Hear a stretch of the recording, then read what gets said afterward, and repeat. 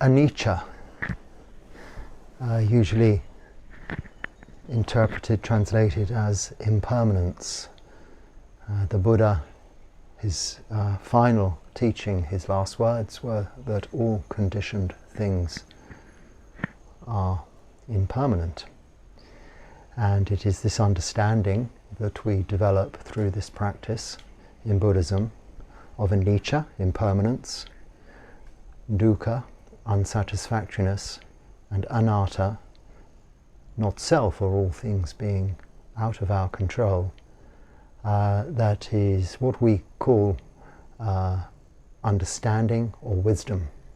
I say understanding because it is not intellectual knowledge. It isn't a learning process. It is a getting to know process, an understanding process. This is how we develop wisdom in Buddhism, through keeping moral virtue, that we call sila in the Pali word, the 5 precepts as lay Buddhist practitioners, and through meditation, samadhi. Meditation meaning sitting formally and focusing one's attention on a single object and allowing the body to settle and become relaxed, the mind to settle and become calm, and for us then to be able to experience a conscious awareness of the moment we are in, here and now, without our thoughts wandering into the future and into the past. And it is here that we can develop the true nature and understanding of these 3 faculties. Anicca is what I'm talking about today, which is often, I like to think of it as uncertainty, because although we can develop the intellectual understanding that all conditioned things are impermanent, that isn't really what causes the suffering. After all, we all know that we're going to die. Okay, it's something we put to the back of our thoughts. It's not something we dwell upon, although as Buddhist monks and really as Buddhist practitioners we should always be thinking. It's called marana nusati, contemplation of death. We should always be thinking that these physical bodies of ours are impermanent, subject to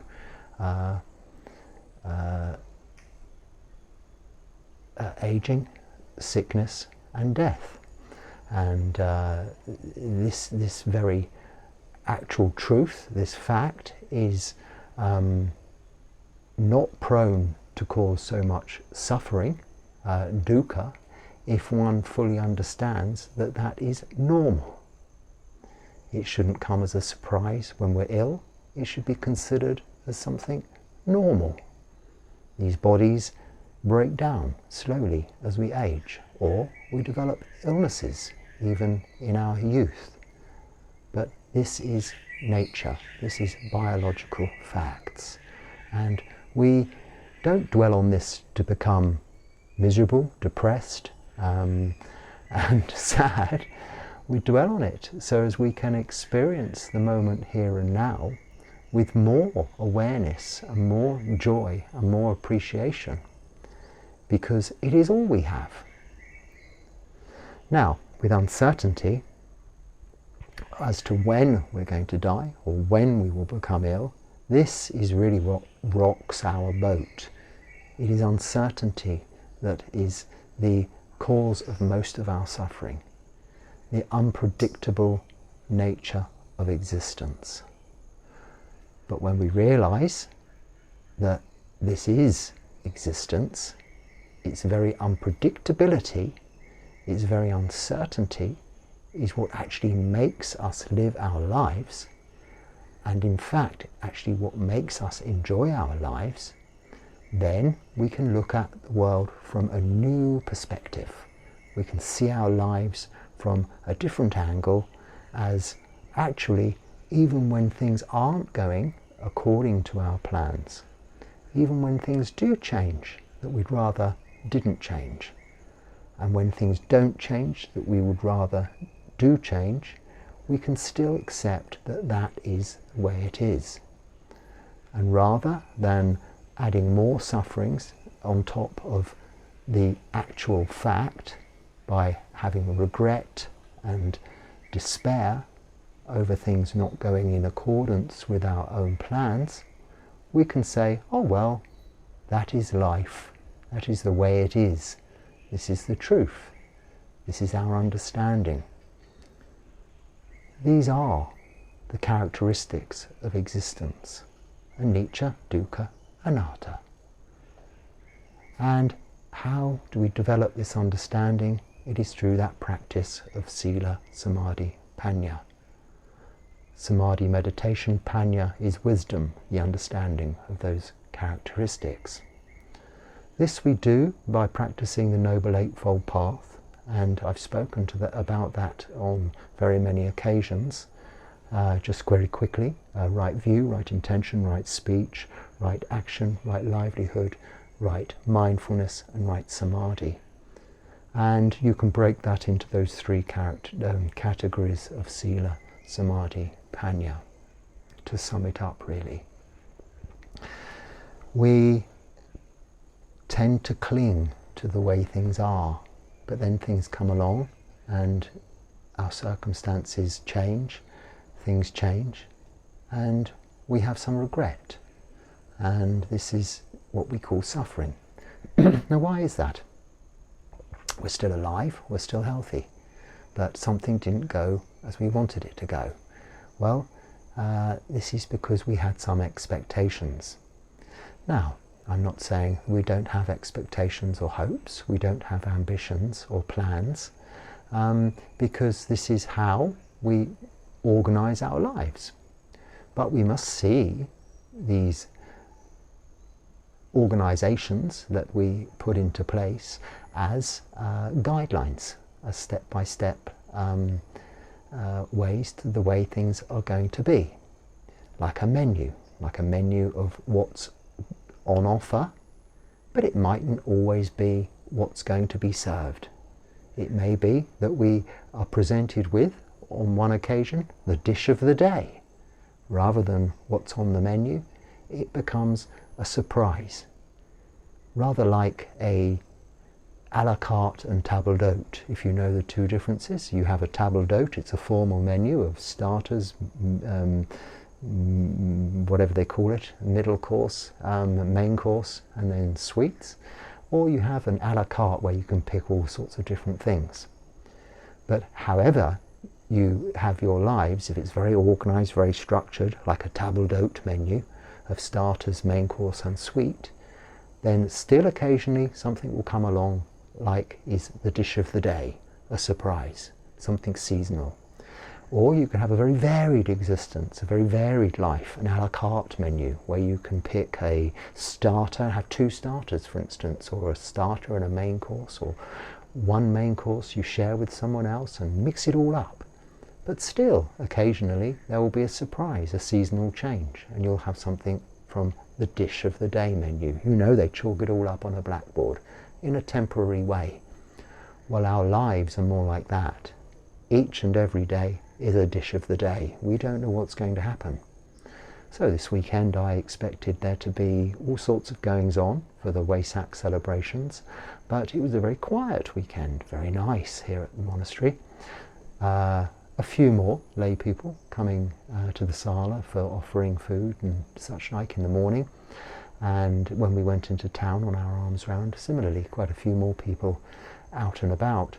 But generally speaking, it was very quiet here. It's a holiday also today, the Monday after the weekend, and generally speaking, it's a very subdued atmosphere, it seems. In fact, there's just only the two Ajahns and myself here. Everyone seems to have gone away, possibly to different monasteries or on Tudong, I don't know. I don't speak the language. So I really am living an a la carte menu, which is all dish of the day, because I never know from one day to the next what's going to be happening. Roughly speaking, I have an idea, a routine, but this is okay, because this is what I've come to learn and know and to expect. But even if I was in another monastery, a very organized monastery, you still don't know. I'm not saying this is very organized here, but there's not much to organize when there's just two ajans and myself. We go on alms round, get our meal, and have our meal, finish, and that's our day. A bit of sweeping maybe in the afternoon. We like to know, though, what's happening, don't we? And this is what we cling to. Yet we do things to alleviate boredom. If we had everything mapped out, we knew what was going to happen literally from now until the end of our lives, and we even knew when we were going to die, how do you think you'd feel about that? Say you knew you were going to get certain qualifications, do a certain job, have a certain number of children, be married for so many years, retire, and then die. Now we have this estimate, this guide as to when those things and how that was going to happen in our lives. But imagine if that was absolutely written down on the menu. It'd be rather disturbing, wouldn't it? Rather boring, dare I say, to know actually exactly what was going to happen from day to day. And to some extent we do have routines, but we break them up. We go on holiday to different places, or we have time off, or we absorb ourselves in some entertainment. But we don't do that for everlasting effect. We do that for change. We take entertainment, for instance. We take movies we may watch. We may watch horror films or disaster movies. Why? To give ourselves some fear, some excitement, some adrenaline. Or we may listen to some music that appeals, evoking all kinds of emotions, making us feel up, making us feel down. Why do we do that? Why don't we simply just have these level existences with no change? Because that flatness would be no fun, would it? It would be very, very depressing. Gecko. So we like change, but we don't like change. So what's that about? That is what we consider ourselves. That is what we consider our personalities, which are really built on causes and conditions surrounding us, and us clinging to our ideals, clinging to our plans, clinging to our expectations. And it is through the practice of Buddhism that we learn how to let go. Let go not of hope, not of ambition, but let go of clinging to ideals, clinging to plans, clinging to expectations. Because if we cling and someone takes it away from us, what happens? We're resisting, rather than going with the flow. But when something doesn't happen according to plan, if we go with the flow, without resistance, it's no wrench, it's no breakup, it's no problem. We can say, oh well, that was that, and now we do something else. Enjoy something else. So we go on holiday for 2 weeks. We don't, at the end of it, get all upset because it's over. We expected it to be over. It was our plan. But in our lives, when we have a job and then we lose a job, or we have a relationship and then we lose a relationship, we get all upset. Why? Because we were clinging on those two things, those ideals lasting forever. Now that is wrong view. If you remember, I talked about the Noble Eightfold Path, right view. This right view entails understanding, wisdom, panya, developed through sila, moral virtue, and meditation, samadhi. Panya, wisdom, is right view. And right view is understanding anicca, uncertainty, impermanence. All conditioned things are impermanent. And when we fully know that, not just know it intellectually, we understand that, we have a feeling for that, then when things don't happen according to plan, it's more, c'est la vie, or that's life. It's the way it is. It's just that. Relationships end, holidays end, jobs end, things end. Things we've planned to end, we expect to end. We expect a movie to end. We don't at the end of it say, well, it's ended. But if it stopped halfway through, we'd be very upset because we didn't get the end of the story. But do you think you'll get the end of the story in this lifetime? No, because we will die. We'll get old, we'll get sick, and we die. We won't know what happens to our grandchildren, our great-grandchildren, or our great-great-grandchildren in their lives. We want to know what our children are doing in terms of their growing up, their education, their careers, and then our grandchildren, their growing up, their education and our careers, and we think we're going to know all the way through to the end of the story. But we really won't, because how can we? We won't be around to know. So we must see everything like that. Not in a depressing, miserable way, but in a way that, well, you don't need to know. And if you don't need to know, you don't grab. You're not going out to find out. You're not pushing yourself to exist for the future's sake. You're living in the moment, now. You're not looking back at the past behind you and having regrets about what you didn't do and why things went wrong, because they do go wrong. You know that through this understanding, through this development of wisdom, through Panya. So you can concentrate on here, now, what's going on in this moment. Even just in this day is enough. But of course, our days don't always go to plan.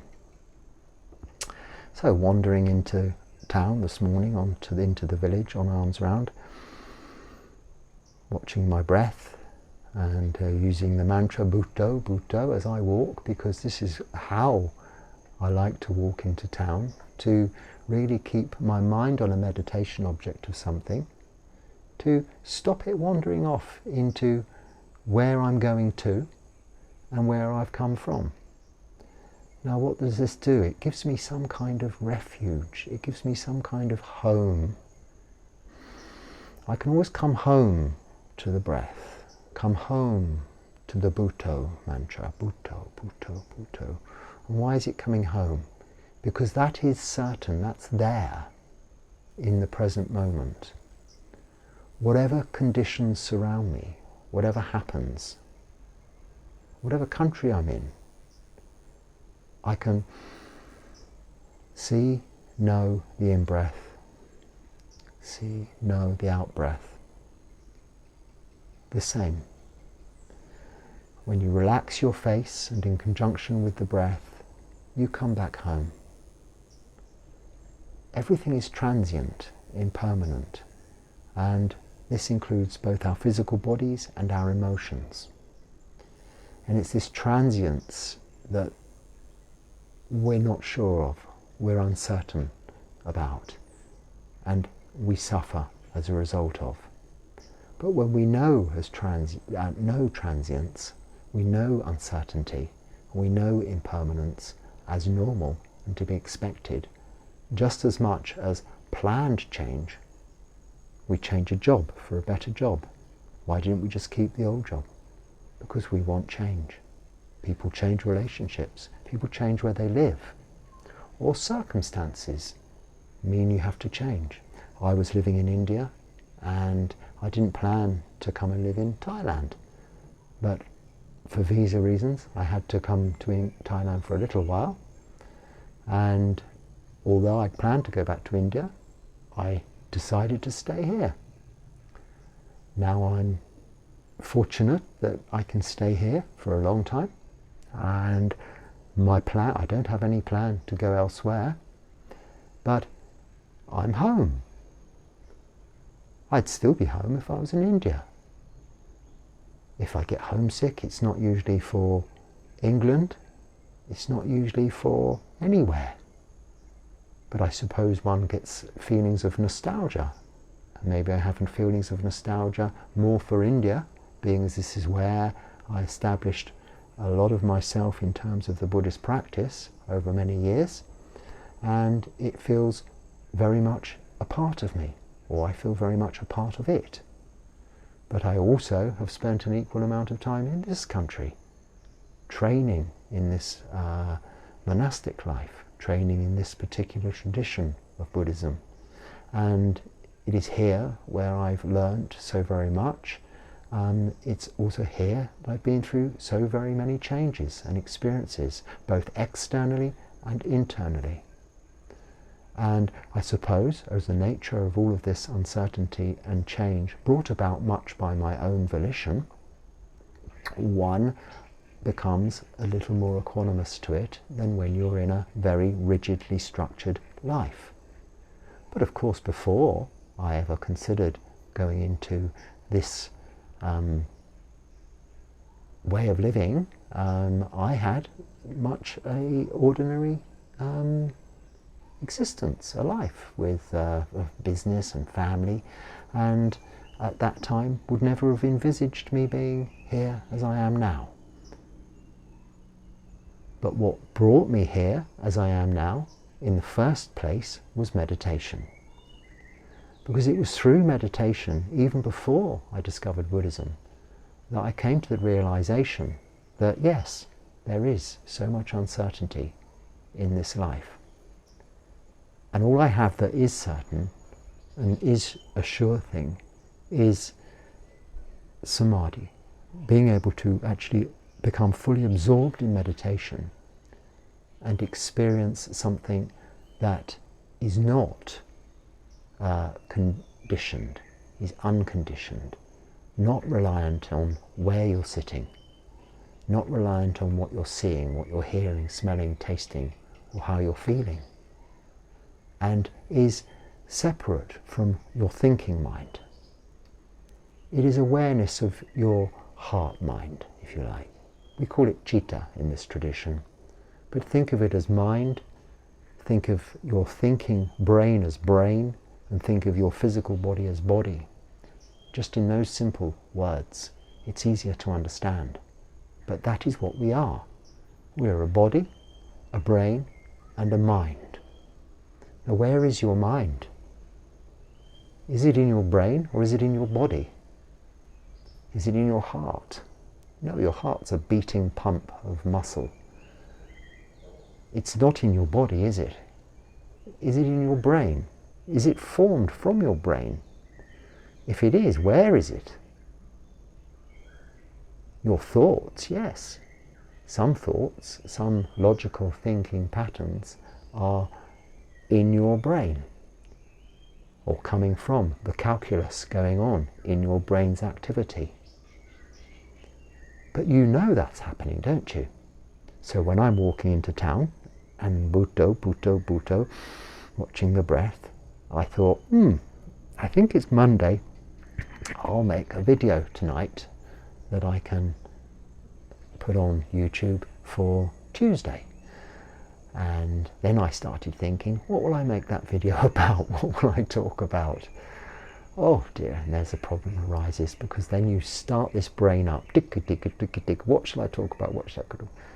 And my mind said, don't go there, just keep walking with the breath and Bhutto.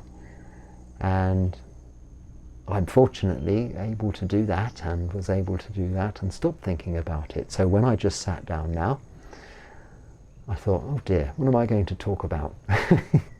And the first thing that did come into this brain was, ANICCÀ, all things are impermanent, or uncertain and uncertainty.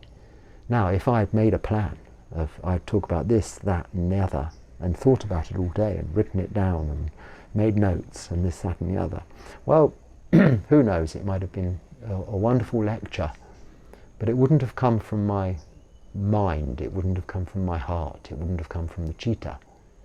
These ramblings that I offer, and you can take them or leave them, they come from that place. They come from the mind, not in my thinking brain. They're not coming from there, and certainly not this physical body. But they're the result of the mind, which is what knows. The mind that knows this physical body. It's at the moment in the forest in Thailand, living in this particular monastery. It experiences some suffering as a result of the forest conditions, but it also experiences a lot of relaxation as a result of the opportunity to be able to meditate and practice a whole really 100% in an environment that is so well supported. And this thinking brain is learning. It's having to learn little differences in the way people live in this slightly different culture. This is a different monastery to the one I stayed in previously when I was in Thailand, so there's always little changes, and that all gets worked out in this thinking brain. And that is all going on. But what remains the same is that which knows. And that which knows is this mind, if you like, or citta, and that which knows is the same as when I was reminded just today or yesterday of the wonderful Dhammaloka Vihara in Tumkur, South India, where I spent the Vassa. I was very fortunate to be invited to stay there for the 3-month Vassa period, from the full moon of July to October full moon last year. Very well looked after by the wonderful people of Tumkur and that area, supported as a monk, fed, accommodated, clothed with robes at the end of that time at the Katina offering, and very happy and delighted to be there. I would have liked to have stayed, but things change. And now I'm here. But what knew and what knows and I'm here was the same. That knew and then was the knowing of me where I started making these videos. And being reminded of that, I look back at one of the very old videos, not very old because they only go back 9 months, that's when I started in the Vassa last year, of me walking through Tumkur. A bit weird to watch myself walking through Tumkur, but I was looking to see the scenery and just remind myself of that, because I don't take photographs and things. It's not really something monks do. Well, it's not something I've ever done, to be honest. In all my travels I've never been a photographer, but it was nice to see the town and the little village I used to walk through, looking back through the old videos. So I'd strongly encourage you to go back and look at them, because it's interesting to see how I have changed. I've changed in just 9 months, externally.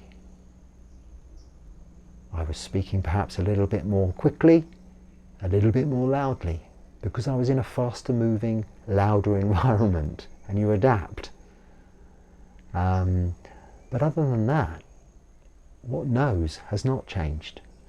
And yourselves, you can look at yourselves, whether you're Buddhist practitioners, meditators or not.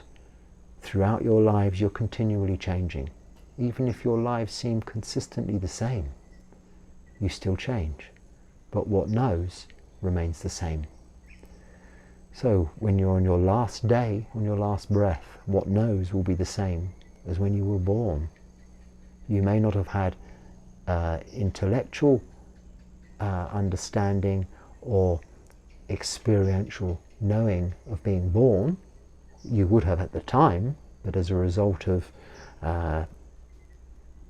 time, the passage of time, you've forgotten that experience.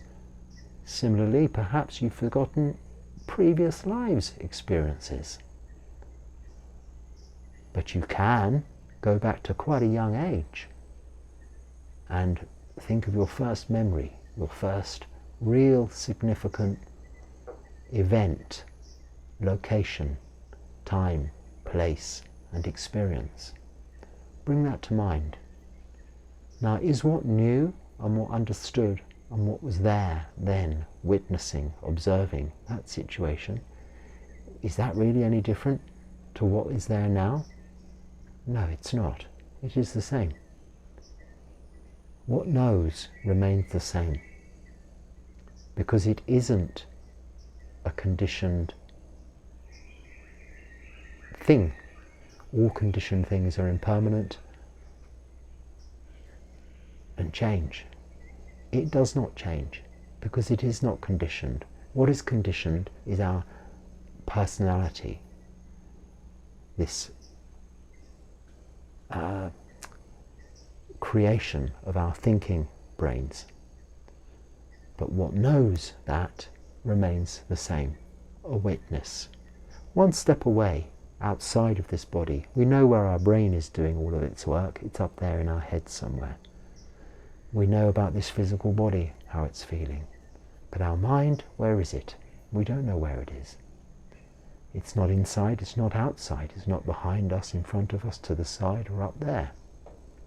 But if we sit and we meditate and we develop samadhi and we are able to disconnect this knowing from the physical feelings, disconnect by first putting some distance between the knowing and it, disconnect from the thinking brain, its thoughts, then we are experience the knowing in spatial awareness, timeless.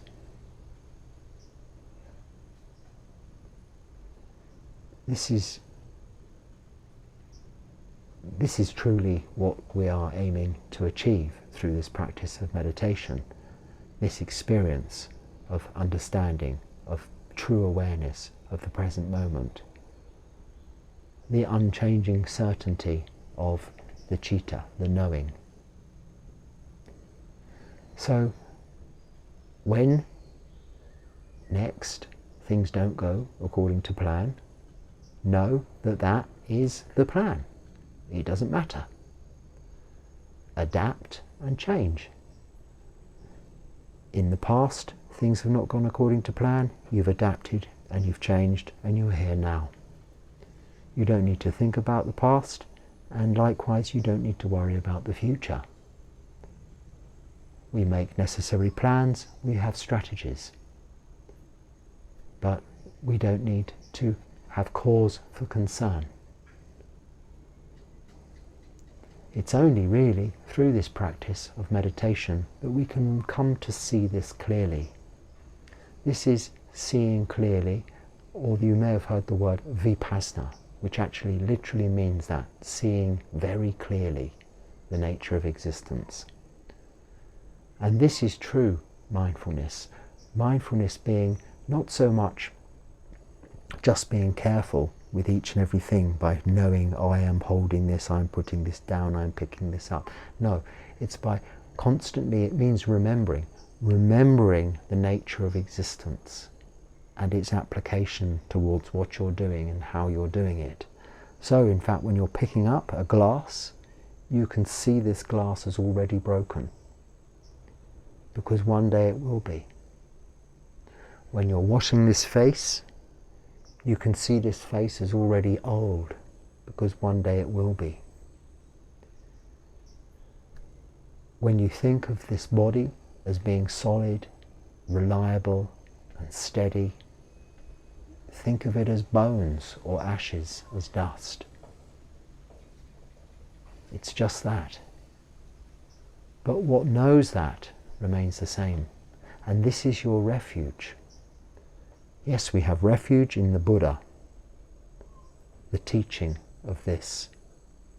And we have refuge in the Dharma, these teachings.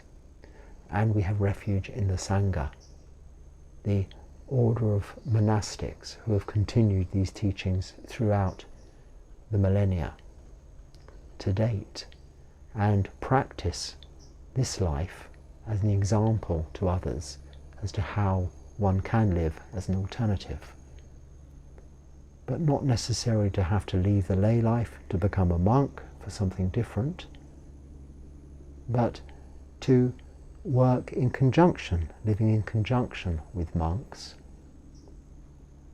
with the little support monks need, just to be able to, from their experience, where they're able to meditate all of the time and share this kind of thing with you, like I'm doing now, pick up from that experience and use it in your everyday lives, working, being educated, or whatever it is, running a family, a home, whatever you're doing, to find practical applications of this understanding, this wisdom, this panya, this knowing of these characteristics of existence. So it's that I wanted to share with you tonight, and that's all. That what knows is not impermanent, it remains the same. But what is impermanent is everything else, all conditioned things. But if you can take refuge in what knows, you are less likely to cling to what is uncertain. So whenever you feel a little bit down, a little bit less than 100%, because either things haven't gone according to plan or you're a little uncertain about the future, look at what is sure, what is certain. And that is your knowing. This breath in, this breath out. You always have that. When you don't have that, you no longer have this physical body. It's died. And if you believe in rebirth, which you should as Buddhist practitioners, what knows will go on into a rebirth. Unless you've become an arahant or attained to nirvana, in which case this won't be. That's another story, for another episode. But this is the reassurance we have in all circumstances in our lives. That which knows, the witness, the observer, is there. And this we can come home to.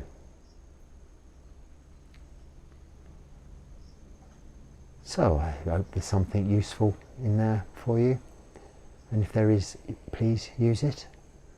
And if inclined to do so, please share it with others.